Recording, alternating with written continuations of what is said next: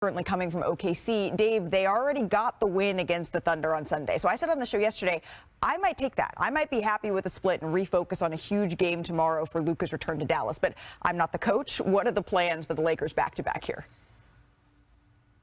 Well, we know for sure, Malika, that Rui Hachimura will not play tonight. He's out with left knee tendinopathy. He hasn't been playing in back-to-back since he came back from that injury a couple weeks ago.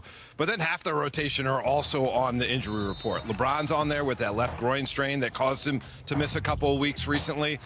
Luka Doncic has a new injury, a right groin strain that caused him to be on the injury report. You also have key rotation players like Austin Reeves, Gabe Vincent, and Dorian Finney-Smith on there. Now, the Lakers listed all those guys other than Rui Hachimura as questionable, which will allow them, should they choose or should they need to downgrade them to doubtful later on as the day progresses without getting in trouble from the NBA for resting guys when they shouldn't be. And, of course, as we know, the kind of carrot at the end of the stick is they have this game tomorrow in Dallas, which certainly will have both standings implications, but also just kind of chemistry implications, wanting to win that thing for Luka Doncic and his return. Yeah, it's going to be an emotionally charged game, certainly tomorrow night in Dallas. Dave McMenamin, thank you so very much. The Lakers, they have 4 games left. 3 of the 4 are against teams who have something to play for. Tomorrow, it will be one of the biggest games in recent memory, maybe the biggest return game we've ever seen. Our Tim McMahon details why the Luka AD swap, it will go down as the most shocking trade in NBA. Today's breaking news, Denver head coach Michael Malone and general manager Calvin Booth both were fired today, according to our Shams Charania. He reported that right before we came on air. Now, Malone was the 4th longest tenured coach with his current team. He led the Nuggets, of course, to that championship we just saw in 2023. And while Denver has lost 4 straight games, the timing of this dismissal, less than a week before the end of the regular season, that's what's perplexing, because the Nuggets, they're tied, if you look here, with the Clippers, the Warriors, the Wolves, the Grizzlies in the loss column. And that kind of traffic jam, it happens every morning over on the 101, but it hasn't happened in the NBA since 1970, 1971. We're just 5 days away, remember, from the playoff picture being completely locked in. So let's just take a look at the strength of schedule, which we have here for ease, right? Because look at the Nuggets. They got the toughest remaining slate. And then you look at the Timberwolves, they have the easiest. The Thunder, of course, they secured the top seed, but that number 2 spot, it's still in play for both the Rockets and the Lakers. That said, Houston's magic number is just 1 to clinch it. And here's where things get really interesting. Okay, this is insane. It's overwhelming. But look at this, 3 through 8. Totally up for grabs. The Lakers could be 2 through 8. Exactly. The Nuggets, the Clippers, the Warriors, the Wolves, the Grizzlies all have a chance to land anywhere within that range. And tonight, the stakes, they couldn't be higher. Now, the Denver Nuggets, they don't play till tomorrow. They take on the Sacramento Kings, but they will be doing so without their head coach of the last 10 years in Michael Malone. Our Shams Charania is here with more. Shams, it's the timing. I keep saying it again and again of his firing that is so shocking. What led to this decision? Essentially, Denver Nuggets ownership believed that they need to pull the plug now, that there was a decision that was coming at the end of the season. Calvin Booth, for all intents and purposes, was likely going to be out after the season. There had been something of a Cold War brewing between Michael Malone and Calvin Booth, the heads of this organization. And the way the season was going and trending, 4 straight losses, they felt something needed to change. And if you're going to dismiss one or the other come summertime, just dismiss them both together. And so Josh Kroenke called both into separate meetings this morning in Denver, weren't together, and that's for a reason. They called them both in separately, and he decided to flip the culture, and he didn't want to wait. He wanted to inject this team with some life going into the playoffs. And as stunning as this was for both Michael Malone, Calvin Booth, this was equally as stunning to the players when Josh Kroenke and Nuggets management informed them of this decision after it was out there. And the players are stunned as well. And what message now do they have going into the playoffs and the finishing moments of this season? Yeah, and that's sort of the question that I think all of us have now is there's only a couple of days to flip the page and to try to make a deep postseason run. We just laid out, Brian, how precarious of a situation the Denver Nuggets are in right now. How do they continue and try to have a deep playoff push? Well, Josh Kroenke, the team's governor, gave an interview to their in-house media. Vic Lombardi, who's one of the TV hosts at Altitude, which is owned by the team. And what has come out so far from that is that he wants the team to play with more joy and to have fun again.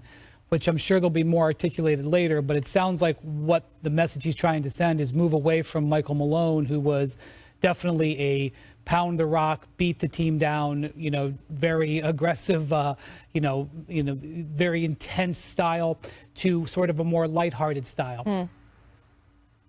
Maybe. I mean, and to me, I would say Jamal Murray's hamstring is a bigger concern than whether the team is in a better mood. But as Perk showed us with those clips, something within the team wasn't working. That style delivered them a championship and hundreds of wins over the years. But Josh Kroenke believes that at this point, they need that change-up. We'll see if that works. Maybe in 3 weeks they're on a run and we say it was genius. But today it feels like it's a little bit risky. You know why? You know why he feels that way, Wendy, when he talk about playing with more joy? Because we've been watching, although Jokic have been putting up monster numbers, that joy hasn't been there for him, right? We've been seeing signs of frustration. And he's so talented that he can still play through all that and put up Wilt-type numbers. But imagine Jokic playing with that joy and that happiness again. And here's another thing, right? This firing doesn't happen without the okay from Nikola Jokic. And I know reports are probably going to continue to come out. I know this is fresh, but it's nowhere in hell you can make me believe with a player to that stature that he didn't have anything or say in far as Michael Malone being fired. I said the same thing when Mike Budenholzer was let go from the Milwaukee Bucks. I said the same thing when it came down to Darvin Ham getting let go from the Los Angeles Lakers. The players have a say, especially when you're talking about best players in the world, superstar caliber players. And guess what? It's okay. It's okay. I never said I had a problem with players having a say in who they want as their coach or if they need a new voice. My only problem that I ever had with players is them not owning it. And I'm not saying that Jokic is not going to own it. Hell, we may not ever hear reports. They may keep it tight niche. They may protect them, which they should do, which is why they fired both the GM and the coach, because they're saying, we got Nikola Jokic. We got to make sure we protect him. We got to make sure that he retire as a Denver Nugget and deliver another championship. Well, certainly history tells us that star players, they do have a say at times within these sorts of big decisions made within different organizations. But Shams, do we have any insight right now as to how this is reverberating with Nikola Jokic only ever having known Michael Malone as his head coach in the NBA? Malika, Josh Kroenke and the Denver Nuggets ownership, they of course informed Nikola Jokic, tried to give him a heads up that this was coming.